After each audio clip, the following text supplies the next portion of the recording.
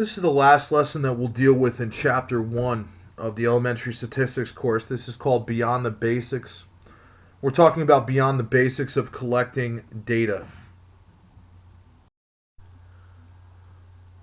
We'll start off with the fact that we have three types of observational studies.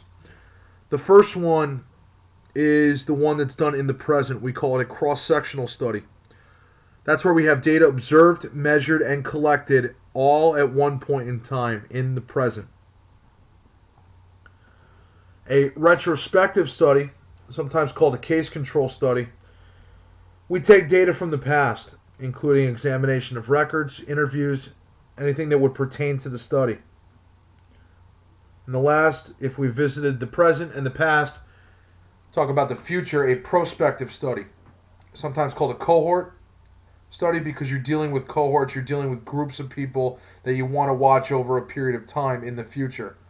The data is collected from the future, and they share common factors, these cohorts or groups. The best prospective study of late is the one, anything to deal with smoking, because we don't know enough about it. Any other types of medical studies are typically prospective studies. Your design of experiments is very important if you're going to do some sort of experimentation. Randomization, obvious. When subjects are assigned to a group randomly. Replication is the repetition of an experiment on more than one subject that is clearly necessary for any good study that any medical field wants to do. They have to do it over and over and over again. You cannot just do it on one person and expect it to be gospel. Blinding is when the subject has no knowledge of whether or not they have received treatment or the placebo effect. And the placebo effect is when an untreated subject reports improvement in any type of symptoms that they've had. They could be real or they could be imagined, i.e. being a hypochondriac. A double-blind experiment is when there's blinding at two levels. The most common being the subjects don't know what they're getting and the doctors don't know what the subject is getting as well. That, in my personal opinion, is the way to do most experiments because then you don't have prejudgment on anything that you are doing.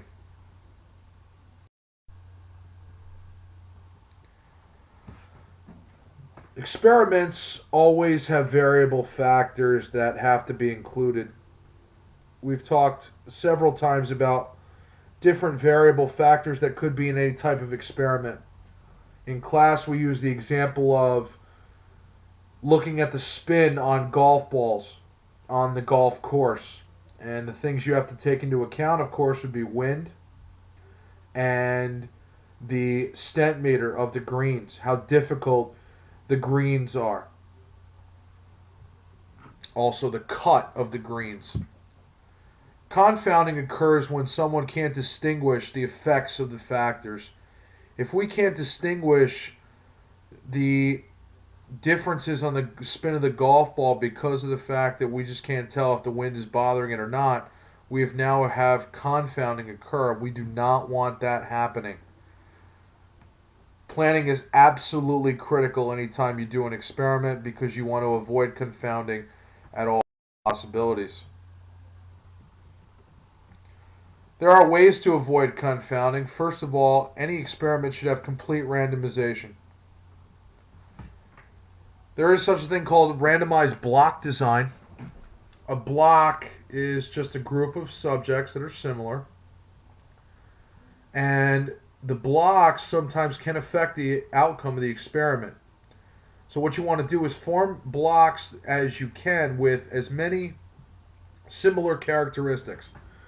You might want to do more than just one type of characteristic. And make sure that you are randomly assigning treatments within the blocks. There's the rigorous controlled design that has careful assignment of subjects to different treatment groups.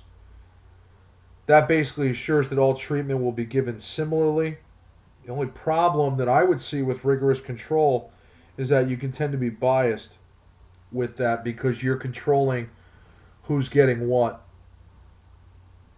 Match pair design, you want to find two people that are as similar as possible. One person's going to get the treatment, the other person's going to get the placebo, and hopefully your results come very well with that. Errors that can occur, a sampling error is the difference between the sample result and what the true population gets. A non-sampling result would be a ding-dong move. You have sample data that you collect, you record, and you analyze incorrectly. There's some sort of flaw in your analyzation. The homework in this section is textbook page 36, numbers 27 to 31.